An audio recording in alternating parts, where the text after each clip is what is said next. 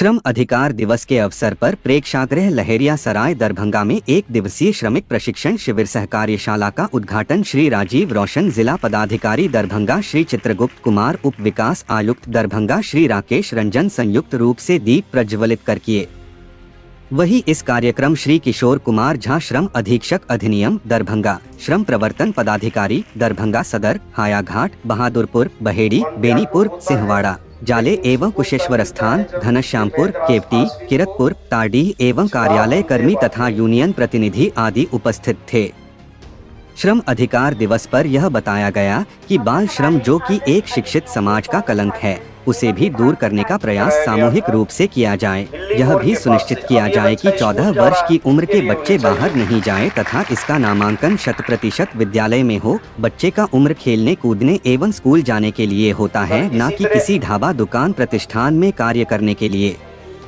वही इस कार्यक्रम में श्रम अधीक्षक के द्वारा दिनांक 1 अप्रैल 2024 से निर्धारित न्यूनतम मजदूरी की दर जो 69 अनुसूचित नियोजन तथा अन्य नियोजनाएं में निर्धारित न्यूनतम मजदूरी के संबंध में जानकारी दी गई। उन्होंने बताया कि सामान्य अनुसूचित नियोजन में अकुशल कामगार के लिए 410 रुपए प्रतिदिन प्रति 8 घंटे के लिए निर्धारित की गई है, जबकि अर्धकुशल कामगार के लिए यह दर 426 रुपए है तथा कुशल कामगार के लिए 519 रुपए है। अतिकुशल कामगार के लिए 634 रुपए प्रतिदिन है, जबकि पर्यवेक्षकीय और लिपिकीय कार्य के लिए यह दर 11,736 रुपए प्रतिमाह है। यदि इससे कम दर से किसी नियोजक के द्वारा कामगार को भुगतान किया जाता है तो इस लिखित शिकायत जिला में श्रम अधीक्षक के पास तथा प्रखंड में श्रम प्रवर्तन पदाधिकारी के पास कर सकते हैं। वही इस अवसर पर जिलाधिकारी श्री राजीव रोशन ने जिला के सभी श्रमिक बंधुओं एवं बहनों को ढेर सारी शुभकामनाएं दिए। साथ ही उन्होंने बताया कि दरभंगा जिला सरकार द्वारा चलाई जा रही सभी योजनाओं को तत्परता के साथ क्रियान्वयन कर रहा है। श्रम विभाग के सभी पदाधिकारी एवं कर्मियों को धन्यवाद दिया कि तत्परता के साथ सभी योजनाओं में जरूरतमंदों को समय के साथ लाभ पहुंचाते रहे हैं। कि राज्य स्तर पर रैंकिंग में दरभंगा जिला टॉप 5 में रहता ही रहता है, कई बार पहले एवं दूसरा स्थान पर भी रहता है। श्रमिक बंधुओं के सहयोग के बिना संभव नहीं है। श्रम विभाग की जो उपलब्धि है वे दरभंगा जिला के श्रमिक बंधुओं की उपलब्धि है। साथ ही उन्होंने कहा कि कई सारी योजनाएं हैं जो श्रम के महत्व को समर्पित है। वही उन्होंने कहा कि कार्यशाला में सभी योजनाओं की जानकारी दी जा रही है। साथ ही अगर किन्हीं को कोई समस्या है, कुछ और जानकारी चाह रहे हैं तो उसका भी निदान किया जाए। श्रम से जुड़े हुए लोग हैं और उनका अगर स्कीम में लाभ मिल रहा है तो बिना कोई रुकावट के, बिना कोई समय लगे हुए उस प्रक्रिया को शीघ्र से शीघ्र पूरा कर ले तथा लाभ लाभुकों को दिया जाए। बाल श्रम जो एक सभ्य समाज के लिए अभिशाप है, हम सब सामूहिक प्रयास से इस कुप्रथा को दूर कर सकते हैं, अन्यथा यह बच्चा जिंदगी भर अकुशल श्रमिक ही रह जाएगा। आगे देखिए क्या कहा जिलाधिकारी ने। इस अवसर पर सबसे पहले मैं दरभंगा जिला के सभी श्रमिक बंधुओं एवं बहनों को ढेर सारी शुभकामना देना चाहूँगा। आज की इस कार्यशाला में श्रम संसाधन विभाग द्वारा चलाई जा रहे सभी स्कीम्स के बारे में आप लोगों को जानकारी दी जाएगी।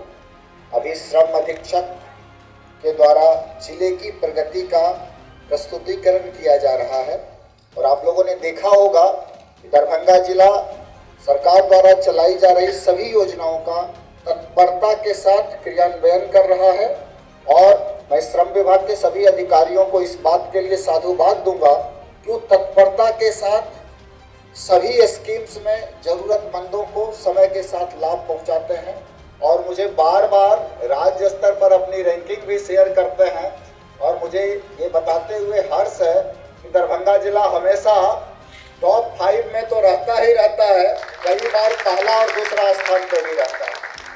ये आप लोगों के बिना सहयोग के संभव नहीं है। इनकी जो उपलब्धि है वो दरभंगा जिला के श्रमिक बंधुओं की उपलब्धि है।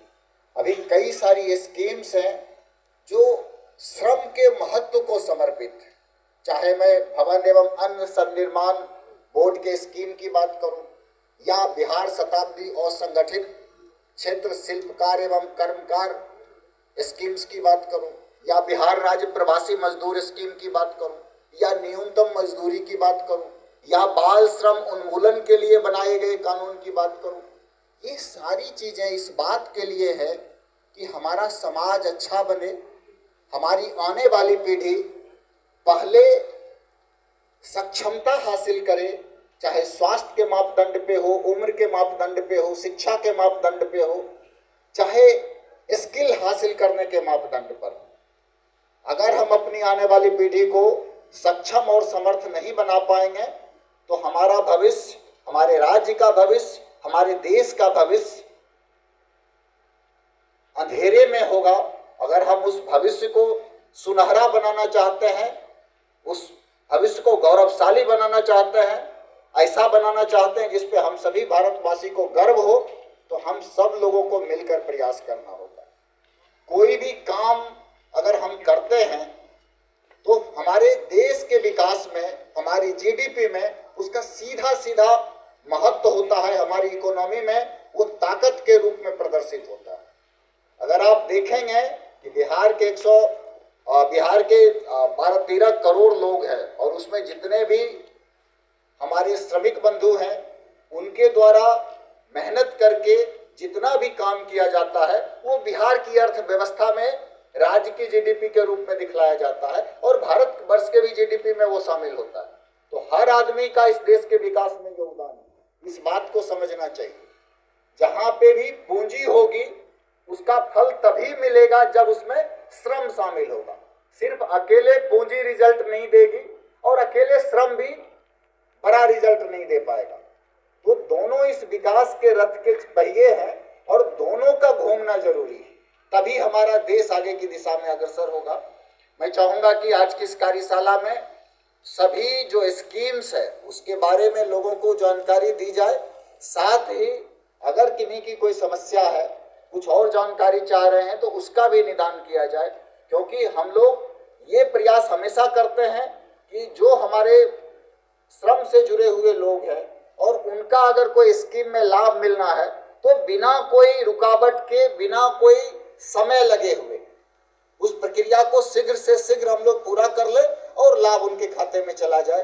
अभी जो इन्होंने जिक्र किया था कालू खां जी के बारे में, उनका देहांत देश से बाहर हुआ, मिडिल ईस्ट में एक आग लगने की घटना में कई सारे श्रमिकों का देहांत हो गया था, उसमें ये भी शामिल थी। घर के लोगों को इन्होंने लगातार मदद किया, हम लोग लगातार संपर्क में भी रहे, किस प्रकार से उनकी बॉडी की पहचान हो, डीएनए वगैरह लेकर के फिर पहचान स्थापित हुआ और लगातार वो प्रयास करके, और ये जो लाभ की बात है ये हम लोग कर रहे हैं।